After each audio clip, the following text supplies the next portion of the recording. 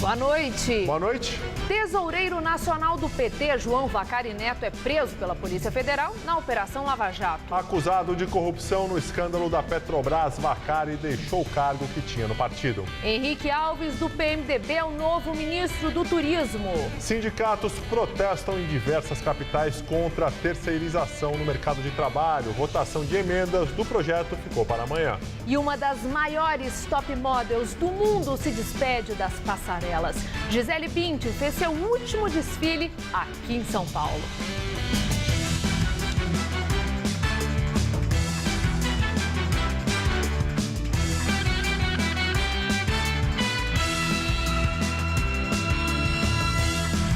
Depois de ser preso, João Vacari Neto deixa o cargo de tesoureiro do PT. Ele foi detido na manhã em São Paulo e levado para Curitiba. A prisão faz parte de mais uma etapa da Operação Lava Jato da Polícia Federal, iniciada há pouco mais de um ano. Vacari é réu no processo acusado de corrupção, lavagem de dinheiro e formação de quadrilha. Em nota, o PT afirmou que acredita na inocência de seu ex-tesoureiro. Vacari foi preso em casa logo cedo, às 6 horas. Tesoureiro do PT desde 2010, ele é réu no processo sobre o escândalo de corrupção na Petrobras. Seu nome surgiu várias vezes nas investigações da Operação Lava Jato. De acordo com a Polícia Federal, Vacari é mencionado por 5 delatores como intermediador do PT no esquema. O seu João Vacari já é réu numa ação penal em São Paulo por crimes contra o sistema financeiro e crimes de corrupção. Essa ação penal foi iniciada em 2010 e nas investigações da Lava Jato nós temos indícios do envolvimento dele com atos de corrupção e crimes contra o sistema financeiro até 2014, ou seja, está clara aí a total desrespeito com relação à justiça e à aplicação da lei no país. Um dos delatores, o doleiro Alberto Youssef, disse que mandou pagar R$800 mil ao PT por meio de Vacari, em 2 parcelas. O primeiro valor foi retirado no meu escritório na Renato Paes de Barros, pela cunhada dele. Eu entreguei esse valor pessoalmente. O segundo valor foi entregue na porta do diretório do PT Nacional, pelo meu funcionário Rafael Ângulo, para o funcionário da Toshiba, para que ele pudesse entregar esse valor para o Vacari. O juiz Sérgio Moro, que comanda a Operação Lava Jato, determinou a prisão de Vacari porque, ao se manter como tesoureiro do PT, poderia praticar novos crimes ligados ao esquema ou atrapalhar as investigações. E a Polícia Federal e o Ministério Público Federal dizem ainda que parentes de Vacari receberam mais de R$300 mil em depósitos não identificados. De acordo com o procurador Carlos Fernandes Santos Lima, esses valores foram identificados durante a investigação num período de 3 anos. Depósitos feitos em caixas eletrônicos com valores abaixo de R$10 mil que impossibilitam normalmente a identificação. Então, são valores relativamente significativos. Qualquer trabalhador que receba 100 mil ao ano em depósitos não identificados deveria se preocupar com isso. Então, nós estamos verificando, não há indicativos de crime, apenas uma suspeita de que ela estivesse recebendo valores relativos a esquemas que têm origem no seu marido. Durante a prisão de Vacari, sua mulher Giselda foi ouvida e liberada. Para a polícia, ela não acrescentou nada à investigação. Agora, os policiais estão atrás da cunhada de Vacari, Marice Correia Lima, com mandado de prisão temporária. Segundo a acusação, ela comprou um apartamento por R$200 mil e vendeu para a empreiteira OAS por R$400 mil. Esse mesmo imóvel, conforme as investigações, foi depois vendido pela OAS por um valor menor. O Ministério Público afirma ter prova documental contra Vacari, como o pagamento a uma gráfica por serviços não prestados. Temos o pagamento para esta editora gráfica em São Paulo, e isso é documental, é uma questão apenas de documentos bancários que foram apresentados pelo colaborador. Então, a parte financeira e a ausência de prestação de serviços, nós já temos comprovado. Segundo Augusto Mendonça, executivo da Cetal Óleo e Gás, empreiteira envolvida na Operação Lava Jato, Vacari pediu 2,5 milhões de reais, não como doação ao PT, mas em pagamentos à editora gráfica Atitude de São Paulo. O dinheiro seria para cobrir propaganda numa revista da editora, que mantém vínculos com o PT. Para o Ministério Público Federal, a posição de João Vacari no caso Petrobras é semelhante à de Alberto Youssef. Ambos seriam operadores do esquema de corrupção. O advogado de Vacari, Luiz Flávio Borges Durso, disse que a prisão de seu cliente é injusta e que vai entrar com habeas corpus. Direto de Brasília, Josias de Souza analisa as consequências da prisão de João Vacari Neto. João Vacari Neto, o caixa do PT, frequentava a cena política há várias semanas como uma prisão esperando para acontecer. O PT teve pelo menos 3 oportunidades para afastar João Vacari da sua caixa registradora. A primeira oportunidade foi quando os delatores da Operação Lava Jato começaram a entregar Vacari como o homem que recebia propinas na Petrobras em nome do PT. A segunda oportunidade foi quando o Ministério Público denunciou Vacari. E a terceira oportunidade desperdiçada pelo PT foi quando o juiz Sérgio Moro transformou Vacari de denunciado em réu. Como não aproveitou nenhuma dessas oportunidades, o PT assistiu Vacari ser preso hoje como um tesoureiro, não como um ex-tesoureiro. E só no final da tarde e início da noite, o partido decidiu afastar Vacari da sua tesouraria, uma providência evidentemente tardia. Dilma Rousseff divulgou uma nota e nela informou que não vai se pronunciar sobre a prisão de João Vacari. A oposição, reunida no gabinete de Aécio Neves, presidente dos partidos de oposição, começaram a pronunciar com mais desenvoltura a palavra impeachment. Houve, evidentemente, uma degradação da cena política. O PT já tinha perdido o discurso, perdeu também a vergonha, perdeu as ruas e, no caso de João Vacari, perdeu o senso de oportunidade. Demorou a reagir. E, com isso, o partido se transformou numa oportunidade que o juiz Sérgio Moro aproveitou. O juiz mencionou no decreto de prisão de Vacari o fato de que ele ainda permanecia àquela altura à frente da tesouraria do partido. E como tem senso de oportunidade esse juiz Sérgio Moro? Ele mandou Vacari para a cadeia às vésperas de 2 reuniões importantíssimas do PT.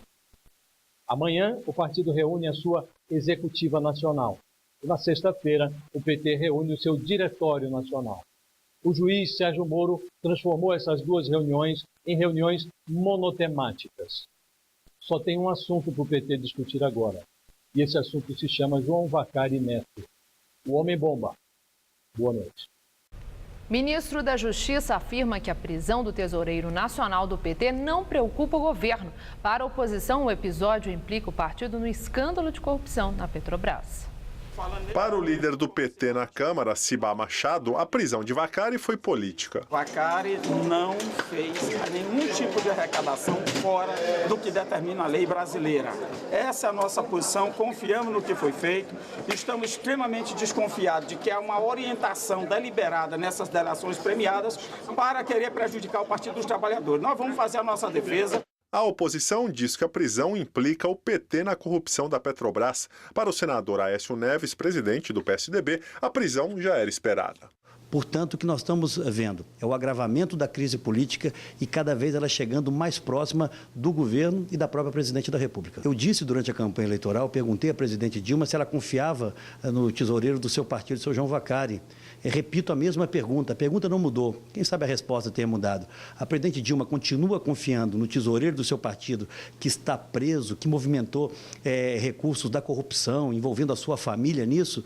Olha, é degradação moral absoluta. Para o presidente do DEM, José Agripino Maia, o fato representa a prisão preventiva do próprio PT, já que cabe ao tesoureiro gerir os recursos financeiros da sigla e das campanhas eleitorais de membros do partido. O ministro da Justiça, José Eduardo Cardoso, negou que haja preocupação do governo com a 12ª fase da Operação Lava Jato, que prendeu o tesoureiro do PT. Segundo ele, um governo que apoia as investigações jamais fica preocupado.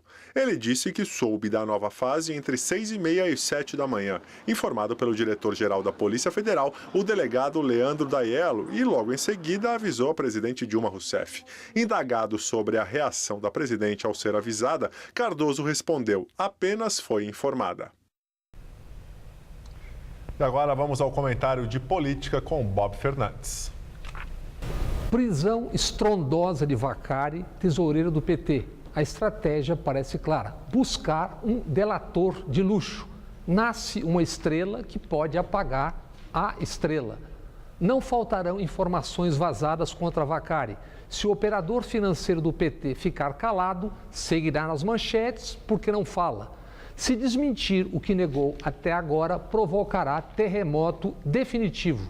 Esse é dos movimentos que no momento parecem claros. No Congresso, os chefes sequestraram a pauta. Também eles na Lava Jato, mas sob amnésia e silêncio cúmplice, prevalece o dito farinha pouca, meu pirão primeiro. No Senado, Renan Calheiros desacelerou por hora e diz não querer terceirização tipo porteira aberta. O PSDB, temendo a repercussão da porteira aberta no mundo do trabalho, pisou no freio. Por hora ou horas, aliou-se a Renan, centrais sindicais e PT.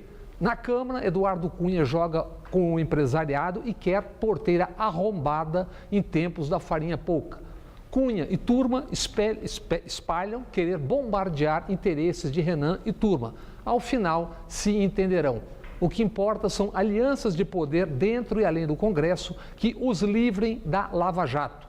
Isso é possível. Recordemos, o chamado mensalão do PSDB antecede o do PT em 8 anos. Petistas foram presos, já estão até sendo soltos e nova leva irá a julgamento. O mensalão do PSDB, sem juiz há 1 ano, dorme numa gaveta em Minas. Assim como sumiram o caso do metrô paulista, Agripino Maia e muito mais. O presidente do DEM, grande acusador até ser delatado, agora é também réu no Supremo. Nesse jogo de escancara e esconde, aonde irão barulhar as investigações de escândalos estimados em quase 40 bilhões. Escândalos sobre corrupção, sonegação no CARF, Receita e contas no HSBC suíço. Na última manifestação, cartazes pregavam: sonegação não é corrupção. Formidável. O dever de lembrar fatos tão óbvios e recentes irrita profundamente as torcidas, todas. Uma das arquibancadas e envolvidos em demais escândalos festejam a explosiva e necessária prisão de Vacari, enquanto torcem e operam para que se esqueça tudo mais. Boa noite. Henrique Alves, do PMDB, é o novo ministro do Turismo. A nomeação foi divulgada pelo Palácio do Planalto em nota oficial. Ex-presidente da Câmara, Alves assume no lugar de Vinícius Lages, que havia sido indicado para o cargo por Renan Calheiros. Choveu forte agora à noite aqui em São Paulo. O Centro de Gerenciamento de Emergências chegou a emitir um alerta para o risco de enchentes em praticamente toda a cidade. Pois é, será que a chuva continua amanhã? Mariana Armentano traz os detalhes da previsão para o estado de São Paulo.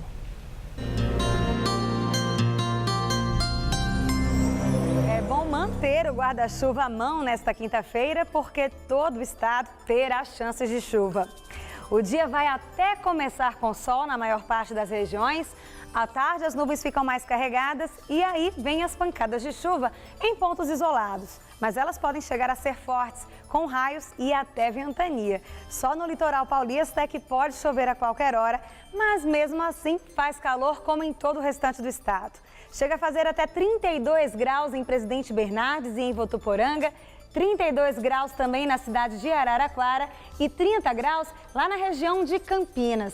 Aqui na capital, o dia será bem parecido com o de hoje e as chuvas devem começar já no início da tarde. Vamos ver as temperaturas? Nesta quinta-feira, mínima de 19 e máxima na casa dos 27 graus. Na sexta, o tempo volta a ficar firme e a máxima se mantém na mesma marca. Já no sábado, o sol brilha forte, não há chance de chuva e chega a fazer um calorão de 30 graus. A quarta-feira foi marcada por atos contra a terceirização. Movimentos sindicais e a CUT se reuniram em diversas capitais. Aqui em São Paulo, trechos da Avenida Paulista e de algumas rodovias foram fechados. À tarde, o protesto foi em frente ao prédio da Fiesp, a Federação das Indústrias do Estado de São Paulo, na Avenida Paulista. Sindicalistas ligados à CUT e a outras centrais ocuparam a calçada com carros de som e queimaram bonecos com as figuras de parlamentares que defendem a mudança na lei. Entre eles, Paulo Pereira, o Paulinho da Força, do Solidariedade, e o presidente da Câmara, Eduardo Cunha, do PMDB. O ato faz parte do conjunto de manifestações realizadas hoje em pelo menos 18 estados brasileiros contra o projeto de lei que amplia a terceirização dos contratos de trabalho. De cada 4 trabalhadores brasileiros com carteira assinada, 1 é contratado por meio de intermediários. São 12 milhões de terceirizados que hoje exercem funções nas chamadas atividades meio, que não correspondem ao objetivo principal do negócio, geralmente serviços de limpeza, de segurança. Com a mudança na regra, será permitida a terceirização de qualquer profissional de uma empresa. Os manifestantes acusam o projeto de beneficiar os patrões e tornar precárias as condições de trabalho. Eu acho que daqui a pouco todos nós estaremos juntos, de um lado só, que é defender o trabalhador. Porque defendendo o patrão já tem muita gente no Brasil. Mais cedo, motoboys bloquearam a Avenida Paulista, onde funcionários da rede McDonald's também fizeram um protesto. Eles acusam a rede norte-americana de fast food de não respeitar direitos trabalhistas. De manhã, o maior ato contra o projeto de lei das terceirizações ocorreu na rodovia Anchieta. Cerca de 5 mil metalúrgicos de montadoras da região fecharam a via em 3 pontos. Além de São Paulo, outros 22 estados e o Distrito Federal registraram manifestações contra o projeto de lei da terceirização. No Espírito Santo, os manifestantes colocaram fogo em pneus e fecharam as principais vias de Vitória. A polícia militar usou bombas de efeito moral para dispersar o grupo. Segundo a PM, 150 pessoas participaram do protesto. Já a CUT calcula 1.000 manifestantes. Depois da confusão, os manifestantes seguiram em passeata. No Paraná, os protestos ocorreram em 3 estradas do estado. Os trabalhadores bloquearam a BR-277, a BR-376 e a BR-476. No final da manhã, os manifestantes se reuniram no centro de Curitiba. Em Fortaleza também houve manifestação contra o projeto de terceirização. Segundo a PM, o ato reuniu cerca de 300 manifestantes e causou congestionamento em várias ruas durante a manhã. E a Câmara adiou para amanhã a conclusão da votação do projeto de terceirização. O texto base da lei já foi aprovado na semana passada. Agora, os parlamentares discutem alguns itens do projeto.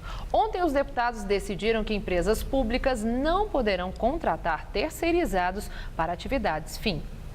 Nosso comentarista de economia, Vinícius Torres Freire, analisa o projeto da terceirização. Antes tarde do que tarde demais, o país começou a debater a mudança mais importante em décadas na lei do trabalho, a lei da terceirização. A lei pode permitir que as empresas possam terceirizar, repassar a outras, a tarefa de contratar seu pessoal, mesmo para suas atividades fim, para sua atividade principal. Meio que libera geral. Hoje não há lei específica para a terceirização, apenas jurisprudência. Segundo essas decisões consolidadas da Justiça do Trabalho, seria permitido terceirizar apenas serviços auxiliares, como segurança e limpeza, ou serviços especializados que não sejam aqueles da atividade principal da empresa. Mesmo assim, na prática, como a gente sabe, há terceirização em massa, o que causa muita disputa judicial e também abuso de direito trabalhista. Em um mundo ideal, a possibilidade de terceirizar sem risco aumenta a flexibilidade e, assim, pode tornar as empresas mais eficientes.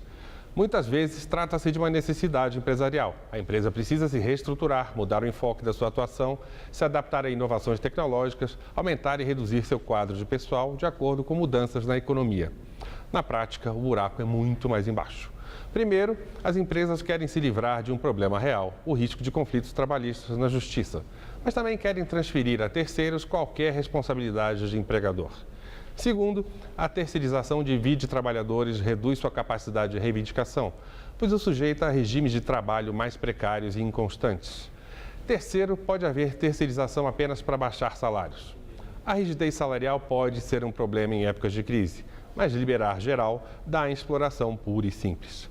Quarto, a terceirização pode ser um meio de se livrar da responsabilidade de pagar impostos e direitos sociais.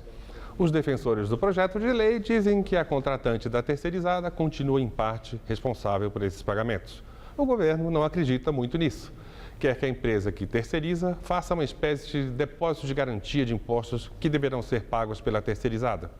É um indicador de quanto se teme que a terceirização geral acabe em sonegação e avacalhação. A lei da terceirização parece solução destrambelhada para um problema real. A lei trabalhista é pesada, velha e inflexível, mas a mudança que está sendo proposta é um remendão. Boa noite. O governo federal propõe salário mínimo de R$ 854 em 2016. O percentual de correção é de pouco mais de 8% em relação ao mínimo que é pago atualmente, que é de R$ 688. O novo valor consta na proposta da Lei de Diretrizes Orçamentárias, divulgada hoje pelo Ministério do Planejamento. O documento foi enviado ao Congresso. 46 milhões de brasileiros recebem salário mínimo. E no mesmo documento que prevê o aumento do mínimo, o governo federal admite que vai estourar o teto da meta da inflação deste ano. Segundo o texto do Ministério do Planejamento, a inflação em 2015 deve ser de 8,2%. O limite do teto da meta é de 6,5%. A última vez que a inflação estourou o teto foi em 2003. Além disso, o governo também admitiu que o país passará para uma retração, ou seja, deixará de crescer. O PIB do país deve encolher 0,9%. Presidente do Banco Central Europeu leva um susto durante a entrevista coletiva na Alemanha. Ele foi surpreendido pelo protesto solitário de uma jovem. O italiano Mario Draghi tinha começado a falar aos jornalistas em Frankfurt quando a manifestante pulou sobre a mesa, gritando e jogando confete. Ela dizia: "Acabe com a ditadura do Banco Central Europeu." A mesma frase estava na camiseta dela, em trocadilho com um palavrão em inglês. A moça foi retirada da sala. Na reunião de política monetária, antes da coletiva, o Banco Central Europeu decidiu manter inalteradas suas 3 principais taxas de juro. E Draghi manifestou otimismo com a melhora das perspectivas para o bloco europeu, apontada pelos números mais recentes. Daqui a pouco, o estudo do Ministério da Saúde mostra que mais da metade dos brasileiros está acima do peso. E a despedida de Gisele Bündchen. Top Model fez seu último desfile comercial na São Paulo Fashion Week. Existem vários tipos de poupadores. O poupador tranquilo, que valoriza a segurança. O poupador determinado, que sabe que poupando sempre vai longe.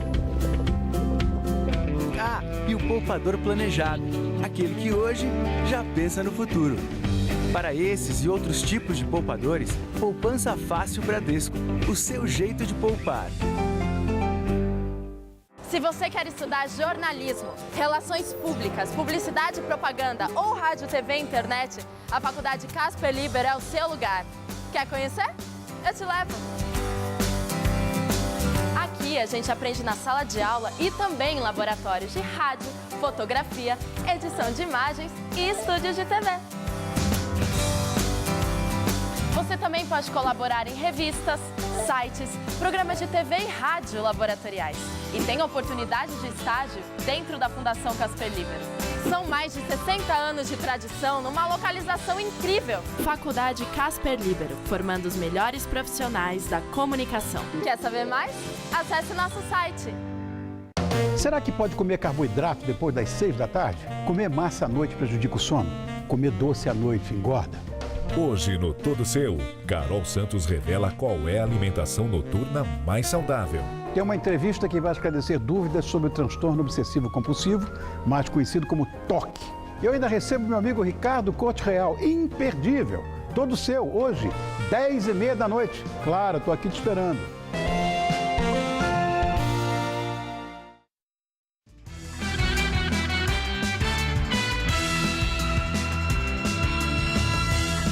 Pesquisa revela que o excesso de peso já atinge mais da metade dos brasileiros acima de 25 anos. Os dados foram divulgados hoje pelo Ministério da Saúde.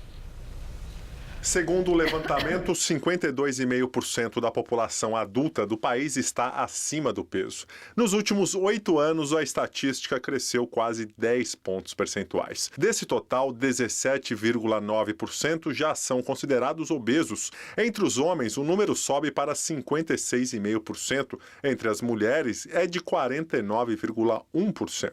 Os dados são da pesquisa Vigitel de 2014, que monitora há 9 anos fatores de risco e proteção para doenças crônicas por meio de entrevistas telefônicas.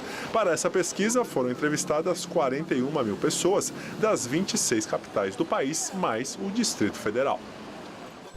Gisele Bündchen se despede das passarelas após 20 anos de carreira. A modelo fez seu último desfile agora há pouco durante a São Paulo Fashion Week. A entrada triunfal segue um roteiro antigo. Flashes, gritos, euforia. Quando ela pisa na passarela, o público se rende. Um caminhar capaz de hipnotizar qualquer um.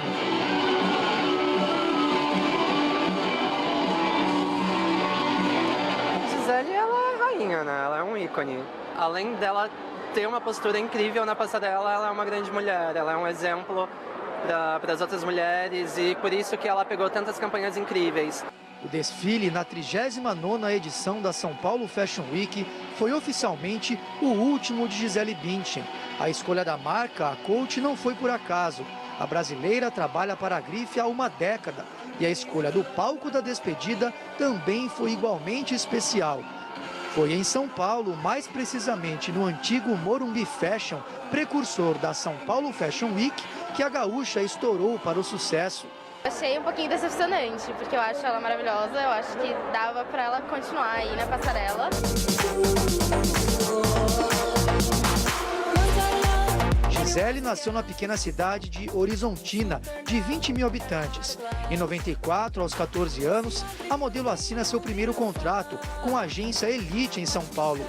Em 20 anos de carreira, foram centenas de desfiles para as maiores grifes do planeta e brilhando nas semanas de moda mais famosas do mundo. No ano 2000, Gisele foi eleita a mulher mais linda do mundo pela revista Rolling Stone. Com mais de 500 capas de revistas no currículo, a brasileira é a segunda personalidade feminina do planeta com mais capas. Segundo a revista norte-americana Forbes, o patrimônio estimado da modelo Gisele Bündchen é de quase $500 bilhão. É a modelo mais bem paga do mundo há 8 anos, mesmo sem participar mais ativamente do mundo da moda. E o desfile simbólico desta noite está longe de ser uma despedida. Gisele já anunciou que pretende continuar com campanhas publicitárias. Hoje, a maior fonte do seu patrimônio.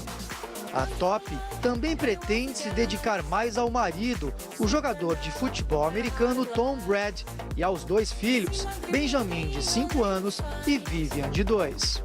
Esse tempo ela já se dedicou muito às passarelas, então agora nada mais justo que ela se dedicar à família. Eu achei uma decisão assim, madura e ao mesmo tempo muito séria, porque o mundo da moda sem ela não vai ser o mesmo.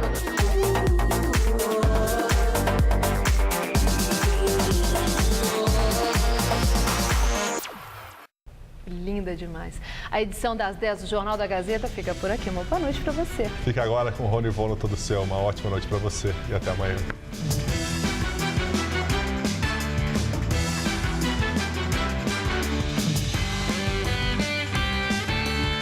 Logo mais 11h30 da noite no Eu Nunca, Guga Noblar encara uma luta de MMA pela primeira vez. Assista agora, Todo Seu.